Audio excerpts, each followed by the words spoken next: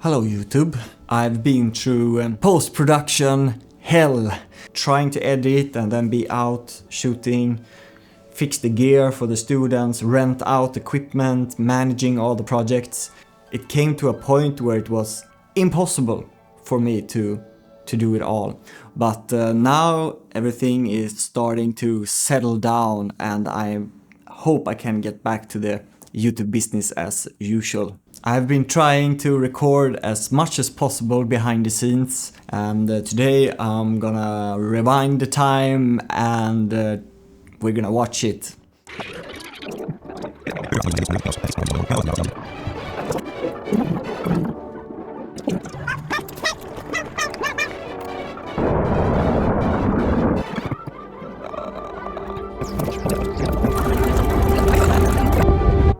Hey, we're gonna start off pretty much where we ended in the last episode. I'm back in the studio shooting a new online course for the music industry. This is my clients Eric and Lisa. We've done multiple projects in the music industry before, and here's the trailer. Hej!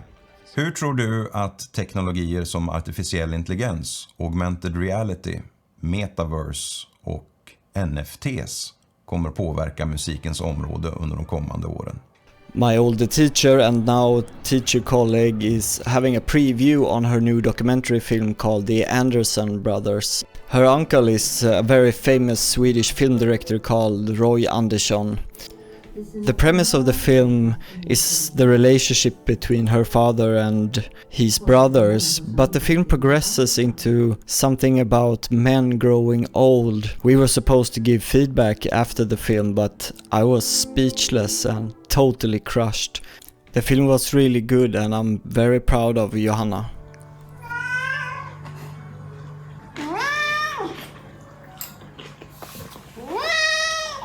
Someone who isn't very proud of me is my cat.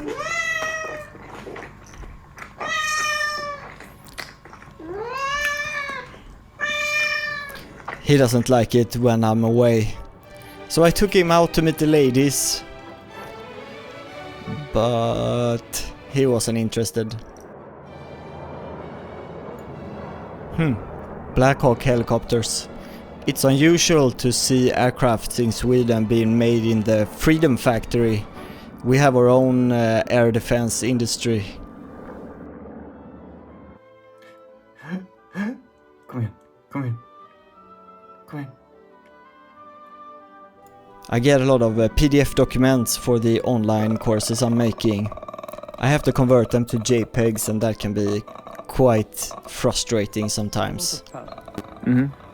Det var ju det här med vad fan är det, oljekvarns laga massa grejer här på 1600-talet liksom. I'm out scouting with my dad. We're gonna shoot 2 more scenes for his feature film. One in the shack and one in a small cafe here down by the sea. The first scene in the shack, it will be quite difficult because we're gonna have 3 cameras shooting an improvised discussion at the table. But more on that later.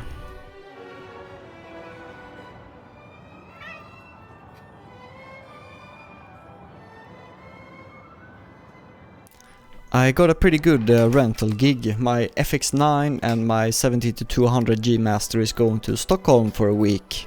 And it can sometimes be a little bit time consuming renting out gear, especially when it's small packages for a very short amount of time.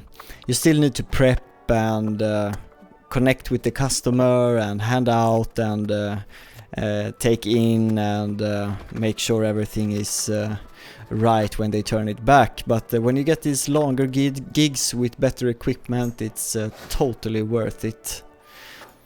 I always try to spend some time with the gear that I'm handing out before, just to make sure that all cards are formatted and all the stuff they really need is included in the bag they're getting the equipment in.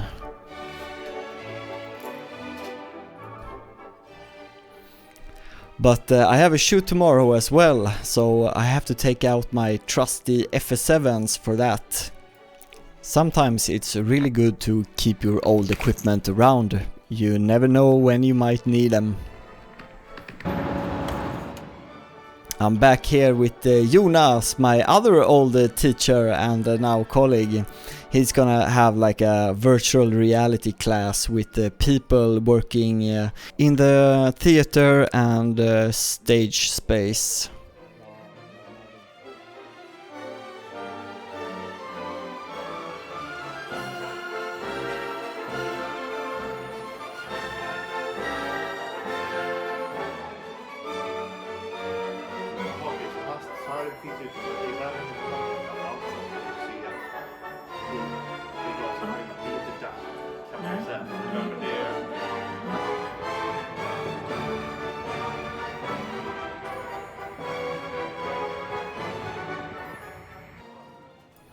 My brother is currently unemployed and I got him a gig as a crafty on a small film production. He was a little bit worried that being a crafty might be a little bit boring, but I reassured him that there is always too few hands on these smaller shoots and they will probably use him for everything. But now we concentrate on coffee.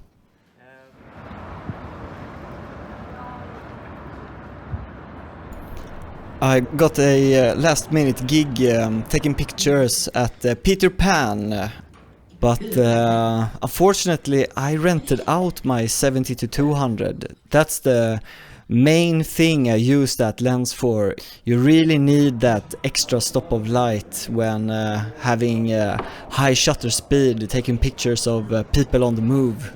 Luckily I found one after much searching around. One of the things I did when I went to school was I made a 30-minute documentary about the Swedish National Ballet School and one of their shows here. If you haven't seen it, it's here on my YouTube channel. It's called Vägen till nötknäpparen.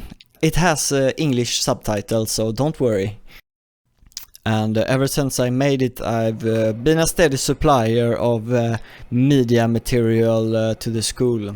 And we're coming back to Lorensbergs Theater in a later episode because we recently made 2 dance films here.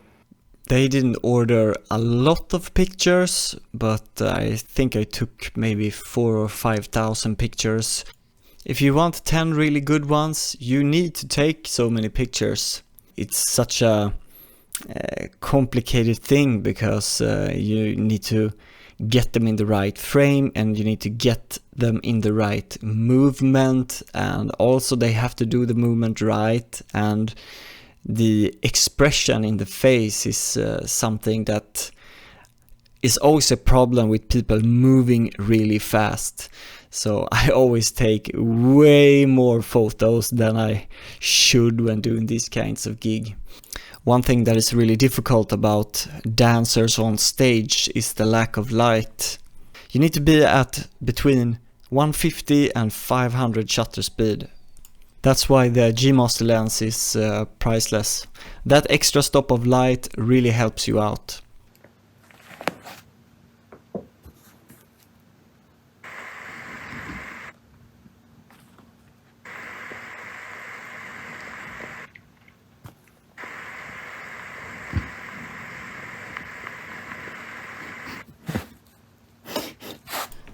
So one of my duties at school is to make sure that our equipment is working properly. They take a beating when the students are out making their films. This Rode blimp handle has lost all its screws and springs. Luckily I had springs in the right dimension, I just need to cut them. Ta-da! I have a problem with my neck.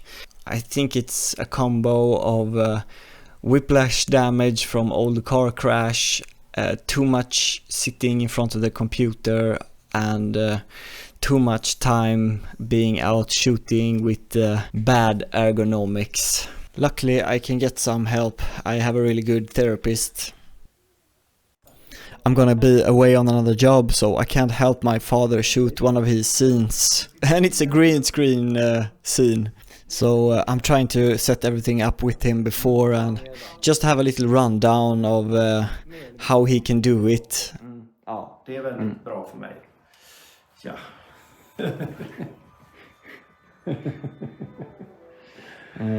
Sätt det där en gång då. Ja. Är det inte lite väl starkt det här?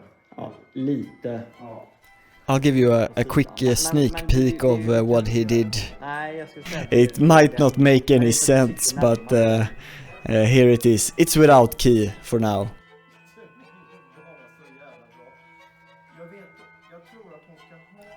Okay, let's cut it here and I'll talk more in the next episode.